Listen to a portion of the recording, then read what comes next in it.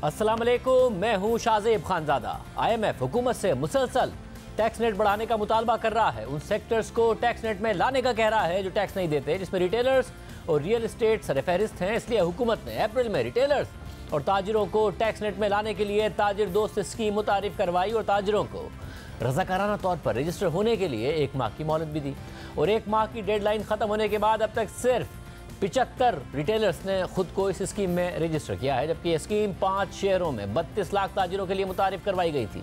नुमाइंदा जियो न्यूज़ अशरफ मलखम की खबर के मुताबिक ताजिर दोस्त स्कीम में नाकामी के बाद अब हुकूमत इस स्कीम में रजिस्ट्रेशन के लिए तारीख बढ़ाने का सोच रही है। रजिस्ट्रेशन में तोसी का फैसला चेयरमैन FBR वज़ीर आज़म की मुशावरत से करेंगे। इसके अलावा FBR रवां माली साल के इब्तिदाई 10 माह में अपने टैक्स हदफ को हासिल करने में भी अब पीछे हो गया है।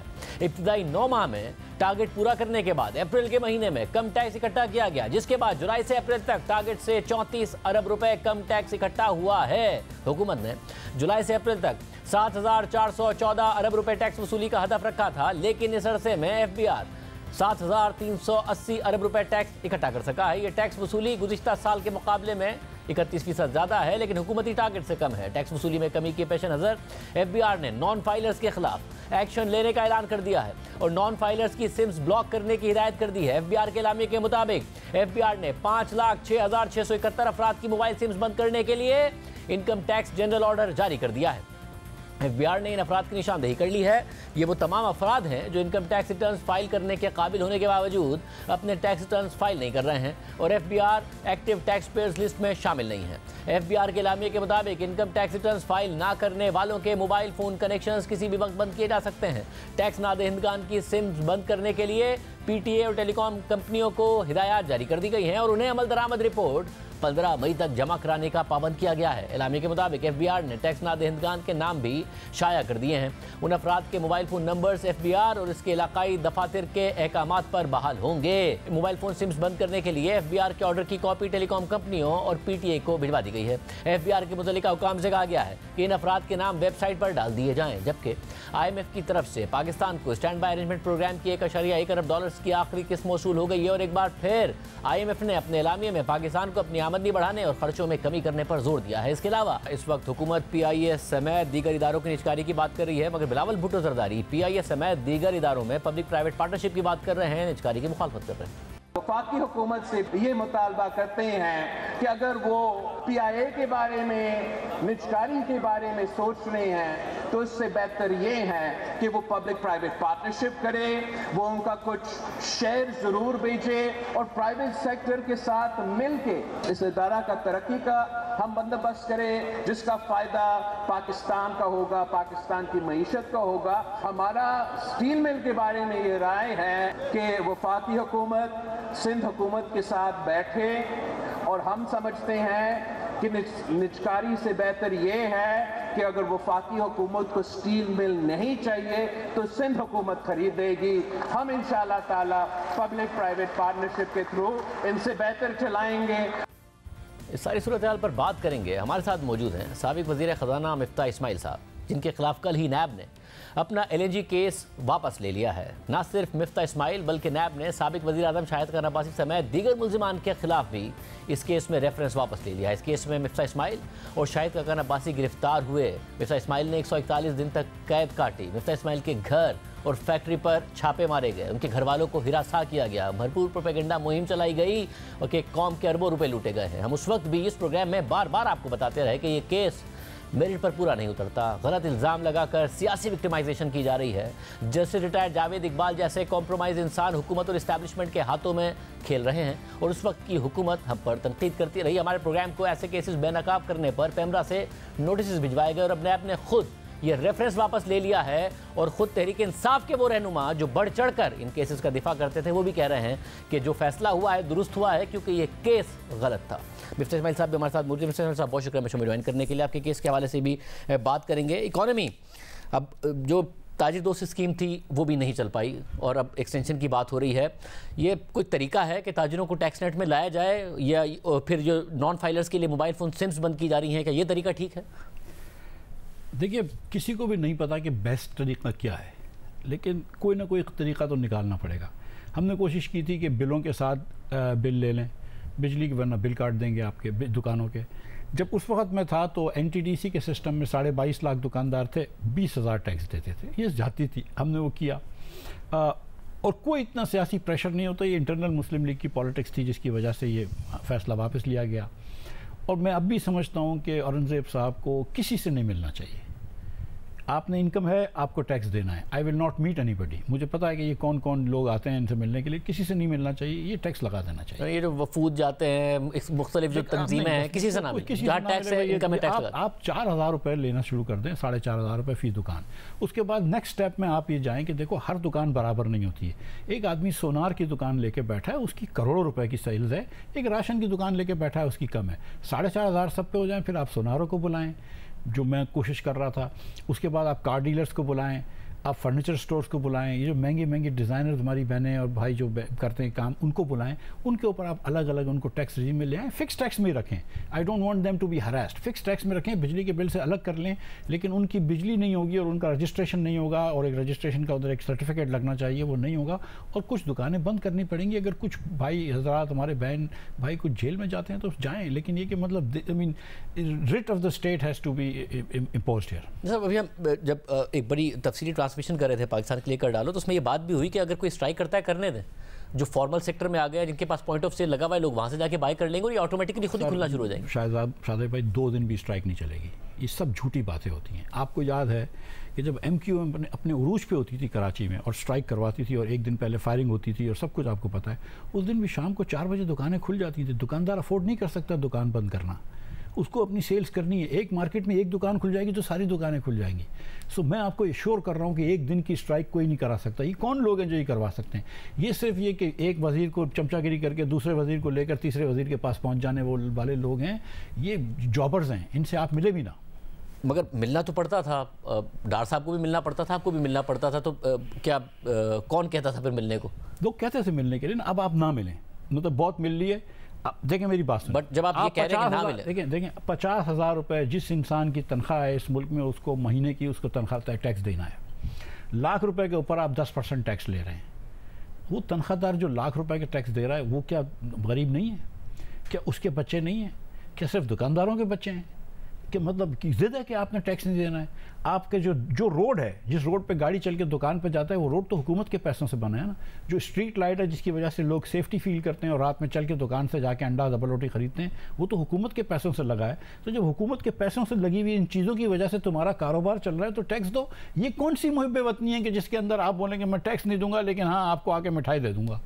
वैसे और मैं ये जानना चाह रहा हूँ, जब आप ये कहते हैं कि ना मिले और लगा दें, तो आपको ये अथॉरिटी और पावर फील हो रहा है कि है फाइनेंस मिनिस्टर के पास इस वक्त एज ऑफ नाउ कि वो कर दें, ये काम तो हो जाएगा? इस फाइनेंस मिनिस्टर को मैंने देखा है, जब मैं फाइनेंस मिनिस्टर था और इनको मीटिंग में बुलाते थे तो ये लगी लपटी बातें नहीं करते थे। ये बात कर देते थे, जो होती थी, जो बुरी बात होती थी वो कर देते थे प्राइम मिनिस्टर के सामने और दीगर के सबों के सामने। और ये कर देना चाहिए। मेरे ख्याल से इनका कोई पॉलिटिकल पीछे से बैकग्राउंड तो नहीं है। आप ये कर दें बस ठीक है। You know you are here for a limited time, I don't know how long he is here for, अल्लाह करे रहे, लेकिन the fact of the matter is कि make a difference. If you can not make a difference then move out. अगर आप दुकानों पे भी टैक्स नहीं लगा सकते तो फिर बेकार है। फिर मैं आपको बताऊँ ना IMF होगा ना कुछ होगा, तो आप कर दें। आप मतलब मिल लें, आप मतलब उनको एक मरतबा चाय की प्याली पिला दें, उसमें कोई हर्ज नहीं है, मेरे ख्याल से वो हो चुका है। लेकिन आप ज़्यादा निगोशिएट नहीं करना चाहिए। 4,500 रुपये या जो भी इन्होंने फैसला किया वो पैसा तो लेंगे, उसके बाद अगली बात करो। और ये जो है कि नॉन फाइलर्स अगर आप हैं तो आपकी सिम बंद की जाएगी, आइडेंटिफाई भी कर लिए, नाम भी PTA को भेज दिएगा, ये ठीक है? अगर वो नॉन फाइलर्स हैं और उसके अंदर उनकी आमदन है तो ठीक है। अगर वो नॉन फाइलर हैं, मिसाल के तौर पर एक खातून है जो कि नॉन फाइलर है लेकिन उसका शौहर फाइलर है और वो फैमिली के लिए टैक्स भर रहा है, तो फिर उसमें कुछ कॉम्प्लिकेशन होगी। लेकिन आप सिम ही बंद कर रहे हैं ना, कौन सी आप उनको तो 5 लाख जो आइडेंटिफाई किए गए हैं, तो फिर वो इस बुनियाद पर आइडेंटिफाई किए गए कि उन्हें होना चाहिए। कम अज़ कम फ़ोन तो बंद करें ना, उसके बाद तो आप मतलब पासपोर्ट देना भी बंद कर दें उनका। सब। और इस सारे सिनेरियो में अब ज़ाहिर जब बातें आगे बढ़ रही हैं, एक स्टेबिलिटी नज़र आ रही है। जब आप लास्ट प्रोग्राम में आए थे उस वक्त आपने भी कहा था स्टेट बैंक ने $5.5 अरब मार्केट से बाय किए, ये खबर आई। हमारे रिजर्व्स $8 अरब पर रहे, हालांकि हमें जो टारगेट था उससे कम बैरूनी कर्जे मिले हैं, मगर उसके बावजूद मार्केट से बाय करने की वजह से हमने यूरो बॉन्ड पे किया, रिजर्व्स भी मेंटेन रहे, रीपेमेंट्स किए हैं। सही पॉलिसी है ये? क्योंकि दूसरी तरफ ये हो रहा है कि जी बेहतर था कि रुपए को आप अप्रिशिएट करने जाते थे, वो 250 से नीचे आता, महंगाई का प्रेशर नीचे आता, इकोनॉमी ज़रा बेहतर होती। 2018 में भी मैंने तारिक बाजवा साहब को ये रिक्वेस्ट की थी कि यार डॉलर ख़रीदने शुरू कर दो रोज़ के 10 मिलियन डॉलर ख़रीद लो। तो वो कहते थे यार मार्केट बहुत टाइट है ये वो, लेकिन वो दूसरी बात समझते नहीं थे कि यार डॉलर को बढ़ने दो, ठीक है। वो हम ज़िद में थे कि नहीं हमने डॉलर को नीचे रखना है। तो आपको डॉलर ख़रीदने ज़रूरी हैं जब आपके रिज़र्व 8 बिलियन के होते हैं। अगर ये डॉलर नहीं ख़रीदते आज, और by the way 5.5 billion gross ख़रीदे, उसके बाद बिलियन इन्होंने मार्केट में बेचते भी हैं। State Bank always sells and buys themselves, तो 4.5 बिलियन इन्होंने लिए हैं। अगर ये डॉलर नहीं ख़रीदते और हमारा रिज़र्व अगर 3 बिलियन पे आ जाता तो ये मार्केट आज हो जाती है 340 बिलियन डॉलर्स की। 8 बिलियन भी बहुत कम नंबर है, 10 बिलियन से नीचे रिजर्व नहीं होने चाहिए। तो मेरे ख्याल से ये 8 अरब डॉलर का नंबर जो सर्टेनिटी दे रहा है तो 280 पर है। अगर ये 8 अरब डॉलर की जगह मार्केट में ना उठाते और 3 अरब पे जाता तो अनसर्टेनिटी 340 पे ले जाती। 340 पे ले जाती। फिर उसके बाद आपको जब डिफ़ॉल्ट नज़र आना पड़ता है ना, तो फिर कहीं हर जगह से डिमांड निकल आती है। फिर आपके पास कोई 50 लाख रुपए भी सेव होते हैं तो आप बोलते हैं डॉलर ख़रीद के रख लो। फिर जो आप डॉलर होता है वो पाकिस्तान नहीं भेजते, अगले महीने भेज लेंगे पाकिस्तान, अगर आपकी वालदा को कोई घर बनी ख़रीदना है तो डिमांड में बड़ी डिस्ट्रप्शन आ जाती है, डॉलराइजेशन होना शुरू होती है। I think this is the right strategy. और मगर ये जो बात की जा रही है कि जी वन टाइम बहुत सारी चीज़ें हुई थी, ट्रांसफर ज़्यादा बेहतर थी, रेमिटेंसेस बेहतर थी, ईद का मामला था, आगे जाके फिर प्रेशर्स क्रिएट होंगे। मगर 1 अरब डॉलर अब IMF से आ जाएगा, 9 अरब डॉलर से अगर हमारे रिजर्व जाते हैं ऊपर, आपको लग रहा है ऐसे इन्फ्लोज हैं कि हम 10 अरब डॉलर का कम से कम लेवल क्रॉस करें, डबल डिजिट में तो हमारे रिजर्व्स और स्टेबिलिटी नजर आए? हो सकता है कि इन्फ्लोज हों, हो सकता है कि ना हो। There are some issues now with regard to export. Pakistan is very expensive energy, gas और बिजली पाकिस्तान की मेरे ख्याल से सारे ममालिक से जो पेयर ममालिक हैं उससे गैस भी हम सबसे महंगी बेचते हैं, बिजली भी, और एक्सपोर्ट्स के ऑर्डर कुछ कम हो रहे हैं। अगर एक्सपोर्ट्स थोड़ी सी कम होती है तो फिर प्रेशर आ जाएगा। और अगर आप रुपया मेंटेन करने की कोशिश करेंगे, आप डॉलर ख़रीदने उसमें कोई हर्ज नहीं है, लेकिन अगर आप रुपए की कोई कहीं पर वैल्यू मेंटेन करने की कोशिश करेंगे और फिर उसके बाद 1-2 नेगेटिव स्टेटमेंट IMF के भी आएंगे तो फिर अनसर्टनिटी होगी। तो अगर आप रैशनल पॉलिसी इस्तेमाल करते हैं, डॉलर ख़रीदते रहे, अगर मार्केट में आपको जगह मिलती है बिल्कुल ख़रीदते रहें। 10, 12, 15 यार मतलब पाकिस्तान जैसे मुल्क के अंदर अगर 10 बिलियन डॉलर्स भी ना हो तो थोड़ी सी शर्म की बात तो है। जाहिर है रिजर्व्स तो बहुत ज़्यादा होने चाहिए 10 के, मगर डबल डिजिट में भी नहीं है तो बिल्कुल शर्म की बात है। वो भी दोस्त ममालिक ने बहुत सारे पैसे रखवाए हुए हैं।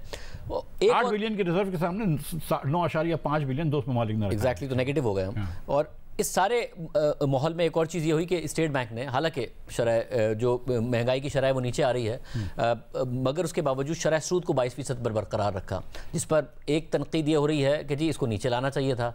नीचे लाएंगे तो खुद फिस्कल स्पेस भी बनेगा, इंटरेस्ट पेमेंट्स इतनी ज़्यादा हो रही हैं, ओवरऑल बिजनेस एनवायरनमेंट बेहतर होगा। मगर दूसरी तरफ ये कि कॉशियस ही रहें, अगला IMF का प्रोग्राम आ रहा है, सही है अगर स्टेट बैंक कॉशियस रहा है। आप क्या कहेंगे? मैं समझता हूँ ये स्टेट बैंक का गलत फैसला था। IMF ने भी इनको ये कहा था कि नहीं कम करो, तो IMF से इनको आर्ग्यूमेंट करनी थी। देखिए ये स्टेट बैंक के गवर्नर साहब ने जो है ना, जब डार साहब के कहने पे 5 महीने तक करेंसी को फिक्स रखा था 229 रुपये पे, और स्टेट बैंक से और दुनिया से आप झूठ बोल रहे थे कि नहीं हम तो क्रेडिट करने दे रहे हैं, वो इत्तेफाक है कि 229 पे 5 महीने, तो इनकी कोई क्रेडिबिलिटी नहीं है दुनिया में कि IMF इंस्टीट्यूशंस के अंदर ये वो, तो ये क्रेडिबली बात नहीं कर सकते कि यार हमको ये करने दो। दूसरा ये कि IMF जो है ना उसको भी ग्रोथ की कोई परवाह नहीं होती, उनको पैसे वापस चाहिए होते हैं। I think Dev made significant mistake here, सच्ची बात मैं आपको बताऊँ। पाकिस्तान में मार्च का इन्फ्लेशन 1.18% था, लेकिन मंथ टू मंथ इन्फ्लेशन थोड़ा ज़्यादा था 1.7%, लेकिन उसके अंदर भी रमज़ान का इफेक्ट शामिल था। अप्रैल के नंबर जो कि हमारे पास अभी नहीं आए लेकिन स्टेट बैंक के पास हैं, वो उससे भी अच्छे नंबर्स थे, 17 से 18%, 17% से शायद 16 था, और लेकिन वो मंथ टू मंथ नंबर अच्छे थे। अगर आप पिछले 4 महीने के मंथ टू मंथ नंबर देखें तो हम 12-13% इन्फ्लेशन पे चल रहे हैं। अगर 12-13% इन्फ्लेशन पे पिछले 4 महीने के अंदर इन्फ्लेशन हुई है तो आई थिंक कि थोड़ी सी आप कमी कर सकते थे। और दूसरी नुकसान ये होता है, देखें जब आप इंटरेस्ट रेट बढ़ाते हैं तो आप मनी सप्लाई कम करने की कोशिश करते हैं, वो सही बात है। आई अंडरस्टैंड कि ये स्टैंडर्ड इकोनॉमिक्स है, and this is how and standard economics applies to Pakistan also. ठीक है, ये बहुत सारे लोग बोलते हैं यार पाकिस्तान में इस तरह नहीं होता, नहीं, पाकिस्तान में भी उसी तरह होता है जिस तरह दुनिया में होता है। जब होता ये है कि हमारे यहाँ एक बहुत बड़ा प्लेयर है जो 80% बोरोइंग करता है, जो हुकूमत पाकिस्तान है। हुकूमत पाकिस्तान कोई खर्चे कम नहीं करता। ऐसा नहीं होता कि यहाँ पे इंटरेस्ट रेट बढ़ गया और अगर आपकी डेट सर्विसिंग बढ़ रही है तो औरंगजेब साहब या प्राइम मिनिस्टर साहब जो हैं कोई खर्चा कम कर दें, वो खर्चे कम नहीं होते, खर्चे वहीं रहते हैं, आपकी सिर्फ डेट रिपेमेंट बढ़ जाती है। जब आप डेट रिपेमेंट बढ़ाते हैं, जब आपकी डेट सर्विसिंग बढ़ जाती है तो आपको और कर्ज लेना पड़ता है। वो कर्ज बैंक तो नहीं देते आपको, क्योंकि बैंक को वैसे ही डर लगा हुआ है, रोज कहीं ना कोई लोग बोलते हैं रिस्ट्रक्शन की बात, तो बैंक स्टेट बैंक के ओएमओ से पैसे लेके देते हैं, तो मनी सप्लाई बढ़ रही होती है। The only way to balance money supply now इसके आपने प्राइवेट सेक्टर की डिमांड को खत्म कर दिया है, जिसकी वजह से आपका करंट अकाउंट डेफिसिट भी सरप्लस में बदल गया है।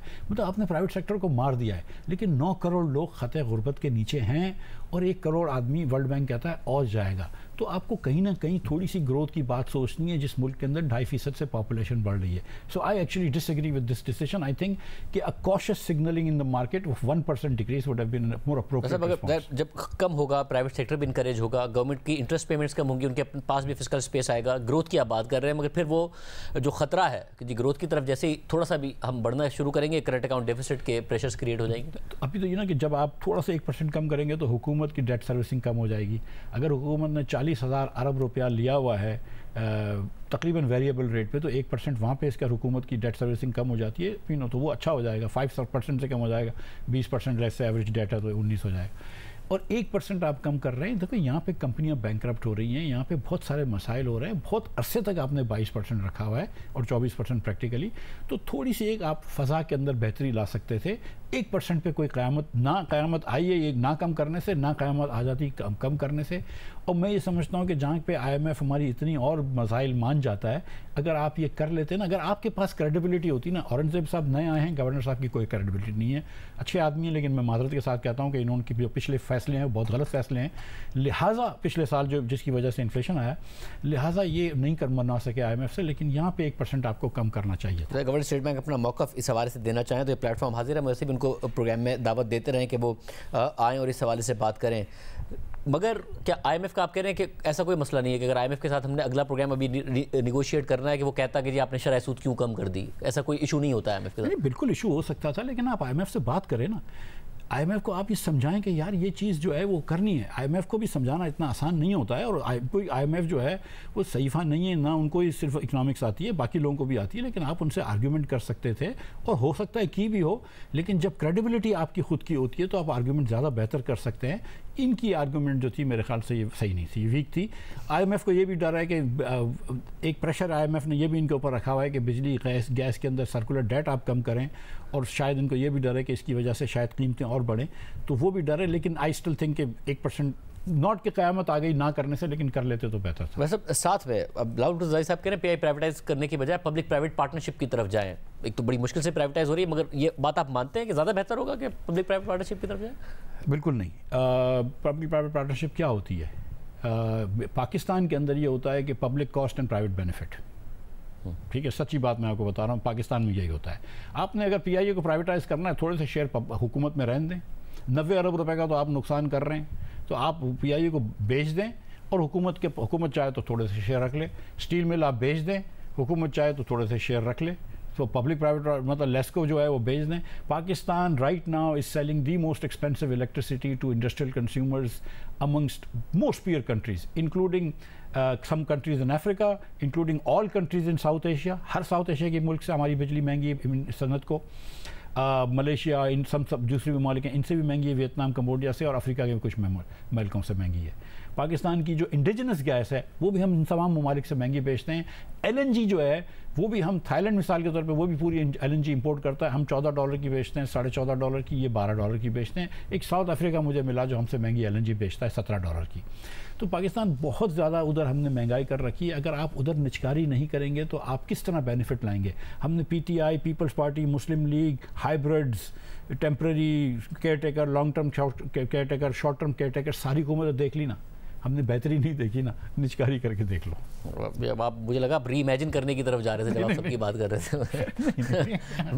और स्टील मिल के बारे में तो फवाद साहब ने बाकायदा कहा कि जी हमने तो इसको अब प्राइवेटाइजेशन की लिस्ट से भी उस ज़माने में हटा दी। जब उन्होंने कहा वायबल ही नहीं है, एक्सपेंशन करना वायबल नहीं है, इतने में तो नई मिल लग जाती है और वो बड़ी एक्सपेंशन। आप समझते हैं कि ये पब्लिक प्राइवेट पार्टनरशिप कोई भी? स्टील मिल के पास 19,000 एकड़ ज़मीन थी, अब 8,000 एकड़ रह गई है। 2,000 एकड़ स्टील मिल की ज़मीन पे इलीगल कब्ज़ा हो गया है, जबकि स्टील मिल के पास अपनी पुलिस है, ठीक।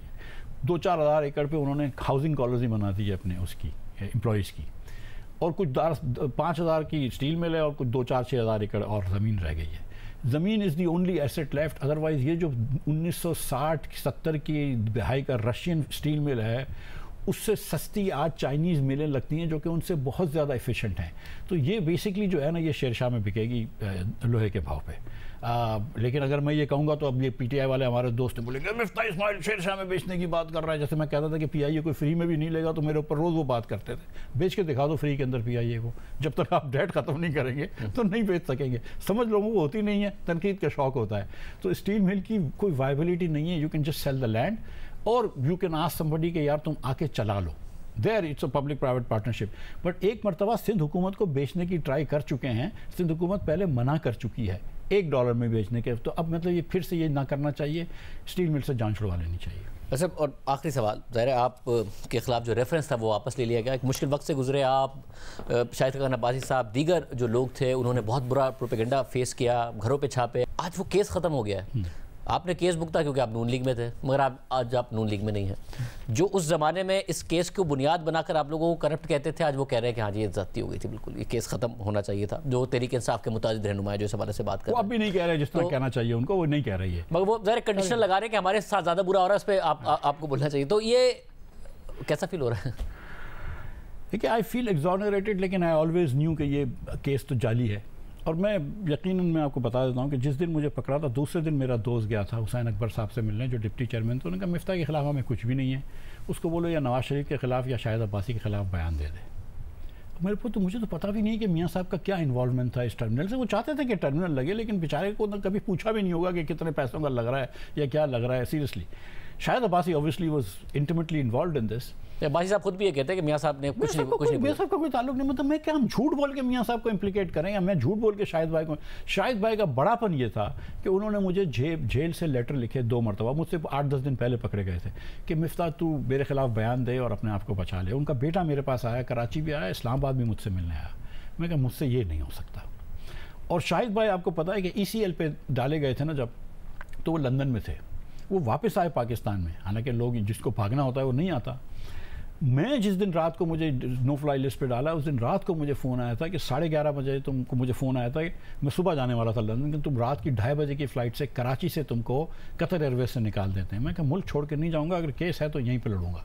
तो हमको तो उस वक्त से पता थी कि सब बेकार बातें हैं। नैब वालों को भी पता थी कि बेकार बातें, झूठ इनको बोलते थे हमसे ये आके।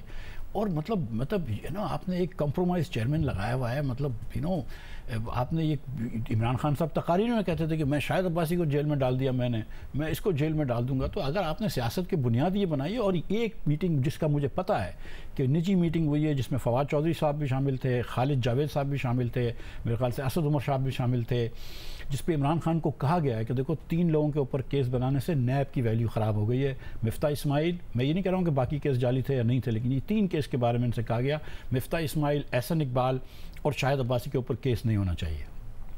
नोबडी थिंक्स कि they are corrupt and the cases are completely stupid. Imran Khan ने कहा कि नहीं, मेरी सियासत जो है वो ख़राब हो जाएगी, मेरा बयानिया ख़राब हो जाएगा, लिहाजा इनको जेल में रहने दो। तो इनके बयानिए के लिए मेरे घर पे छापे मारे और मेरी बीवी की क्लोजेट्स को सर्च किया गया। ठीक है, इनके बयानिए के लिए मुझको सॉलिटरी कन्फाइनमेंट में रखा गया, शाहिद अब्बासी को रखा गया और लोगों को रखा गया, एहसन इकबाल को जेल में डाला गया ताकि इमरान खान का बयानिया चले। बहुत शुक्रिया अफसर साहब की गुफ्तगू आपने सुनी। प्रोग्राम में ब्रेक शामिल करते हैं, उसके बाद बात होगी सियासत किस तरफ जा रही है। ब्रेक के बाद तहरीक इंसाफ मुसलसल इस्टेब्लिशमेंट से मुज़ाकरात की ख्वाहिश का इजहार कर रही है, मगर ये मुज़ाकरात किन नकात पर होंगे और क्या इस्टेब्लिशमेंट तहरीक इंसाफ से मुज़ाकरात करने में कोई दिलचस्पी रखती भी है या नहीं, इन सवालों के जवाब खुद तहरीक इंसाफ के पास भी नहीं है। इसके साथ साथ ही तहरीक इंसाफ अंदरूनी इख्तलाफात और पॉलिसी के इंतशार का भी शिकार है। कुछ रहनुमा मुफाहमत की बात करते हैं तो कुछ सख्त मुज़ाहमती रवैया अपनाते हैं। एक दिन कोई एक फ़ैसला किया जाता है, मगर दूसरे दिन कोई और फैसला सामने आ जाता है। खुद इमरान खान कह चुके हैं कि मुझे पार्टी से मुशावरत नहीं करने दी जा रही, इसलिए फ़ैसला साजी में मुश्किलात हैं। इन्हीं सारे हालात में आज वज़ीर आला खैबर पख्तूनख्वा यामीन गंडापुर ने एक बार फिर इस्टेब्लिशमेंट से मुज़ाकरात की बात कर दी और कहा है कि इमरान खान ने बातचीत का टास्क दिया है, मगर कोई बात होगी तो सबके सामने होगी, कोई बातचीत किसी से छुप कर नहीं होगी। वज़ीर आला साहब क्या कहेंगे, इस्टेब्लिशमेंट से मुज़ाकरात की बातें हो रही है, आप मुलाकातें भी करते रहते, तो कब तक मामलात आगे बढ़ेंगे, इमरान खान को रिहाई मिल जाएगी? खान साहब ने अभी साथ दिया है कि बातचीत होती है तो उस पर नाम बताया उन्होंने, जब होगा सबके सामने आ जाएगा, छुप के नहीं होगी कोई बात नहीं, वो आपके सामने आ जाएगा। इमरान खान साहब ने कभी न डील की है, न कभी वो डील के जरिए आने के हक में रहे हैं और नहीं कभी करेंगे, और कभी भी ये ना सोचे कि इमरान खान कुर्सी के लिए, इक़्तिदार के लिए इमरान खान साहब की बात, अगर जो बात होगी तो छुपी छुपाई नहीं होगी, इंशाल्लाह वो आपके सामने सबके सामने खुल के होगी। एक तरफ तो तहरीक इंसाफ इस्टेब्लिशमेंट से मुज़ाकरात का इंदिया दे रही है और दूसरी तरफ इमरान खान की रिहाई की एक के बाद एक नई तारीख भी दे रही है। अप्रैल के महीने में तहरीक इंसाफ के रहनुमा कहते रहे कि इमरान खान इस महीने यानी अप्रैल में रिहा हो जाएंगे, लेकिन अब अप्रैल गुजरने के साथ ही नई तारीख आ गई है। Chairman PTI barrister Gauhar Khan ने कहा है कि अगर केसेस तेजी के साथ चलाए गए तो इमरान खान मई में जेल से बाहर होंगे। खान साहब की रिहाई हमारे लिए सबसे पहला और टॉप प्रायोरिटी है और हर वर्कर मुझसे तो खासकर पूछता है कि कब खान साहब की रिहाई हो, और खान साहब की रिहाई इंशाल्लाह बहुत जल्द होगी। हम कोशिश कर रहे थे ईद से पहले हो, लेकिन उन लोगों ने हर किस्म का हथकंडा इस्तेमाल किया। 14 घंटे हमारी हियरिंग हुई, 10 मिनट की ब्रेक हुई, क्रॉस की इजाज़त नहीं, एविडेंस प्रोडक्शन की इजाज़त नहीं। हम चाहते हैं कानून के मुताबिक हमारे केसेस एक्सपीडिशियसली डिस्पोज ऑफ हो। अगर हुए तो इंशाल्लाह ताला खान साहब मई में बाहर होंगे और इंशाल्लाह बहुत जल्द खान साहब बाहर होंगे। जबकि तहरीक इंसाफ के इत्तेहादी सुन्नी इत्तेहाद काउंसिल के सरबरा साहबजादा हामिद रजा ने कहा है कि 8 फरवरी को हमारे वोटर ने हमसे वादा लिया है कि हम इमरान खान को बाहर लेकर आएंगे, मुज़ाकरात करें, लेकिन उसके बाद भी अगर इसी जगह खड़े हों तो फिर हुकूमत को 5 साल पूरे करवाने में हमारा क्या मुफाद है। इमरान खान जेल में रहे और हम ईवानों में इंजॉय करते रहे। इसके अलावा वज़ीर आला खैबर पख्तूनख्वा अली गंडापुर ने आज मौलाना फजलुर रहमान के हवाले से भी कहा है कि मौलाना फजलुर रहमान हमें सपोर्ट करते हैं तो शुक्रिया अदा करते हैं। मौलाना साहिब का मैंडेट चोरी नहीं हुआ, उनके साथ धोखा हुआ है। मौलाना साहब को तो मैंने हराया है। मौलाना साहब अगर समझते हैं कि उनका मैंडेट चोरी हुआ है, मैंडेट तो हमारा चोरी हुआ है। मौलाना साहब का मैंडेट चोरी नहीं हुआ, मौलाना साहब से धोखा हुआ है उससे धोखा हुआ है। धोखा देने वाले कौन है? वही है जिनके साथ डील करके सारी मौलाना ने खाते किए हैं। तो आप मौलाना साहब मैंडेट चोरी होने में और धोखे में फ़र्क है। आप डील के साथ आते हैं, आप डील करने वाले हैं, आपकी डील कोई हुई होगी, कौन को बताएं कि आपको उस डील में जब इतने लोगों को फॉर्म 47 के जरिए जितवाया गया, बल्कि सबको ही जितवाया गया, तो फिर आपको क्यों नहीं जितवाया गया? तो आप ये सवाल उनसे करें। बाकी अगर हमारे मैंडेट के हवाले से बात हो जो चोरी हुआ है पूरी कौम को पता है, उसमें अगर मौलाना साहब हमें सपोर्ट करते हैं तो हम शुक्रिया अदा करते हैं उनका। दूसरी तरफ नैब ने इमरान खान और बुशरा बीबी के खिलाफ एक नई इंक्वायरी शुरू कर दी है, जिसमें दोनों पर तोशा खाना के कीमती तहाइफ गैर कानूनी तौर पर फरोख्त करने का इल्जाम आयद किया गया है। बुशरा बीबी ने नैब की नई इंक्वायरी में तलबी का नैब नोटिस इस्लामाबाद हाई कोर्ट में चैलेंज कर दिया है और पटिशन के फैसले तक नैब कॉल अप नोटिस मुअत्तल करने की इस्तदा कर दी है। दरख्वास्त कल समाअत के लिए मुकर्रर कर दी गई है, जिस पर इस्लामाबाद हाई कोर्ट के चीफ जस्टिस आमिर फारूक और जस्टिस तारिक महमूद जहांगीरी समाअत करेंगे। हम एक ब्रेक शामिल करेंगे, उसके बाद बात करेंगे कि क्या वजह है कि तहरीक इंसाफ अचानक इस्टेब्लिशमेंट से बात करना चाहती है, इस हवाले से इसका इजहार कर रही है। एक ब्रेक के बाद। ब्रेक से पहले बात हो रही थी कि क्या वजह है कि तहरीक इंसाफ अचानक इस्टेब्लिशमेंट से मुज़ाकरात की ख्वाहिश का इजहार कर रही है, और वाकई कुछ ना कुछ हो रहा है। इस्टेब्लिशमेंट की तरफ से भी ये ख्वाहिश है। आसमा शिराजी साहब हमारे साथ मौजूद हैं, सीनियर साहब ज़िक्र। आसमा, बहुत शुक्रिया हमें ज्वाइन करने के लिए। एक अलग अलग मौक़िफ़ सामने आया रवैया। पहले तहरीक इंसाफ का रवैया ये था कि जी हमसे तो बहुत बात करना चाहते हैं, हम बात करने को तैयार नहीं है, बड़ी डील्स ऑफर हो रही हैं, इमरान खान डील लेने को तैयार नहीं है। अब एक दफ़ा फिर ये रवैया है कि जी सियासतदानों से तो बात करेंगे नहीं, हम आर्मी चीफ डीजी ऐसे करेंगे। फिर एक रहनुमा कहता है नहीं जी इसको आउट ऑफ कॉन्टेक्स्ट लिया गया, मगर फिर अब अली बिन गंडापुर साहब कह रहे हैं कि हाँ जी मुज़ाकरात हमें करने हैं, इस्टेब्लिशमेंट से ही करने हैं, मगर सबके सामने करने हैं। एग्जैक्टली क्या मैसेजिंग कर रही है तहरीक इंसाफ?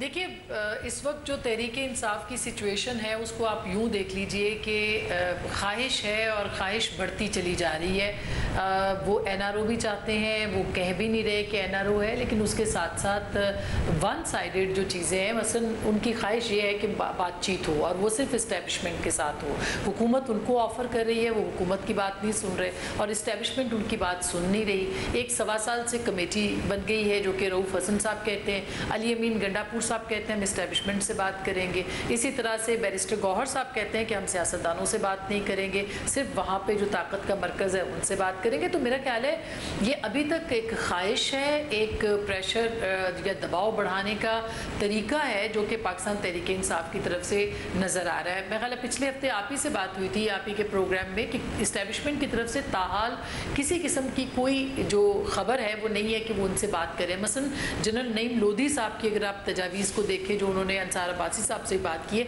वो तजावीज़ भी वन साइडेड है, यानी पाकिस्तान तहरीक इंसाफ क्या ऑफ़र कर रही है आप उनको देख लें, क्योंकि उनको बहरहाल मैंडेट मिला है जिसके बाद उन्होंने बातचीत के लिए कहा है। और वो क्या कह रहे हैं कि 2 साल तक आपकी हुकूमत को हम कतई तौर पर जो है वो डिस्टर्ब नहीं करेंगे, कोई ऐसी महाजराई इदारों के साथ नहीं करेंगे, कोई ऐसी ज़ुबान इस्तेमाल नहीं करेंगे। तो इसका मतलब ये है कि वो इदारों के साथ बातचीत के लिए वो अपनी शराइत जो है वो आयद कर रहे हैं, वो रख रहे हैं, और उसके बदले में वो ये चाहते हैं कि इमरान खान साहब की फौरी तौर पर रिहाई जो है वो अमल में आ जाए। जबकि सियासी हुकूमत जो है ना उसने 9 मई के मुकदमात को वो देख रही है, ना दूसरे मामलात हैं, नैब भी देखा जाए तो हुकूमत के ज़ेरे असर नहीं है, मगर हुकूमत कह रही है कि हम आपसे बातचीत करेंगे। तो सरेदस्त नज़र ये आता है कि इस्टेब्लिशमेंट को एक भरपूर ऑफ़र जो है वो पाकिस्तान तहरीक इंसाफ ने दी है, लेकिन इस्टेब्लिशमेंट इसके ऊपर जो है वो ताहाल बात नहीं करना चाहती। बहरहाल 2 साल की हुकूमत और गारंटी का मामला है, वो कहते हैं कि 2 साल की हुकूमत में हम आपको तंग नहीं करेंगे।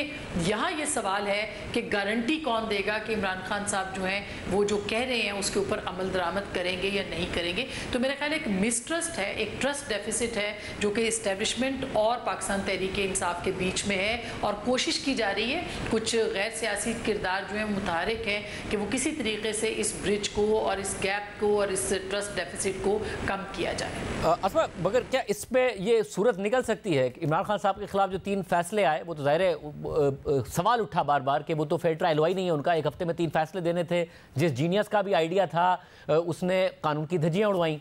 मगर क्या ये डर है कि वो अगर उनको ये बरियत हो जाती है इन केसेस में, या वो रीट्रायल की तरफ जाता है मामला, तो कोई नए केसेस में उनको गिरफ्तार कर लिया जाएगा, नए मामला खुल जाएंगे, या फिर इस बात का कोई ना कोई कंसेंसस बात पर मुज़ाकरात पहुंच सकते हैं कि इमरान खान को बाहर आने दिया जाएगा?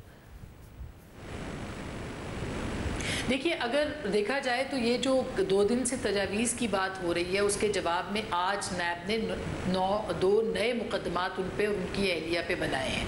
तो अगर ऐसा होता कि वो उनकी जो पेशकश है उसके ऊपर काम धर रहे होते तो ये ना होता। और साइफर के मामले के अंदर भी बहुत एक वसूख के साथ कहा जा रहा है तहरीक इंसाफ की जानिब से, और जो प्रोसीडिंग्स चल रही हैं उसको सामने रखा जाए कि उनमें शायद बरियत हो जाएगी। इसी तरह से तोशाखाना के अंदर ऑलरेडी उनकी जो सज़ा है वो मुअत्तल है। तो अब कहा यह जा रहा है कि हो सकता है कि अगर बरियत वाकई हो सकती है तो फिर नए केसेस जो हैं उनके अंदर उनका जो ट्रायल है उसको तेज़ किया जाए। मसलन 190 मिलियन जो पाउंड स्कैंडल है उसके अंदर भी डेली बेसिस के ऊपर पिछले हफ्ते तक होती रही, समातें होती रही, और कहा जा रहा है कि आइंदा भी होंगी। तो ऐसे लगता है कि पाकिस्तान तहरीक इंसाफ के जो चेयरमैन हैं उनके खिलाफ मुकदमात इतने बन जाएंगे कि अगर उनकी यहाँ से बरियत होती है तो उनकी गिरफ्तारी अमल में आ जाएगी। तो ये एक परसेप्शन है जो कि जिसको कि परसीव किया जा रहा है पाकिस्तान तहरीक इंसाफ की जानिब से भी।